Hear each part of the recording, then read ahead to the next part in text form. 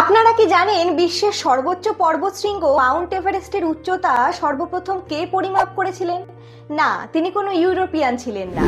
তিনি ছিলেন একজন বিখ্যাত ভারতীয় গণিতবিদ রাধানাথ সিকদার, যিনি 1813 সালে কলকাতার জোড়াসাঁকোতে জন্মগ্রহণ করেছিলেন। 1831 সালে তৎকালীন ভারতের সার্ভেয়ার জেনারেল জর্জ এভারেস্ট এমন একজন গণিতবিদকে খুঁজছিলেন যিনি ত্রিকোণমিতিতে বিশেষভাবে পারদর্শী হবেন, যাতে পরিমাপের কাজে সুবিধা হয়। ঠিক সেই সময় হিন্দু কলেজ অর্থাৎ বর্তমান প্রেসিডেন্সি কলেজের গণিতের অধ্যাপক জন টাইলার তার ছাত্র রাধানাথ সিকদারের নাম সুপারিশ করেন, যিনি মাত্র 18 বছর বয়সেই নিউটনের প্রিন্সিপিয়া থেকে শুরু করে জ্যোতির্বিদ্যা পর্যন্ত সমস্ত বই পড়ে ফেলেছিলেন।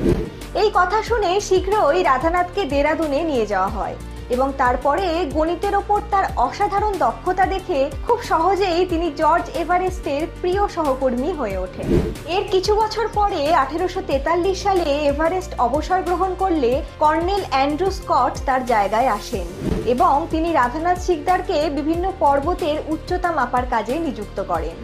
এই মেধাবী গণিতবিদ, যিনি এর আগে কখনোই মাউন্ট এভারেস্টকে সচক্ষে দেখেননি, তিনি বিভিন্ন পরীক্ষা নিরীক্ষা করে 1856 সালে আনুষ্ঠানিকভাবে ঘোষণা করেন যে এতদিন ধরে বিশ্বের সর্বোচ্চ পর্বতশৃঙ্গ বলে ভেবে আসা কাঞ্চনজঙ্ঘা আসলে উচ্চতম শৃঙ্গ নয়, বরং বিশ্বের প্রকৃত সর্বোচ্চ শৃঙ্গ হলো মাউন্ট এভারেস্ট, যার উচ্চতা 29,000 ফুট বা 8,839 মিটার।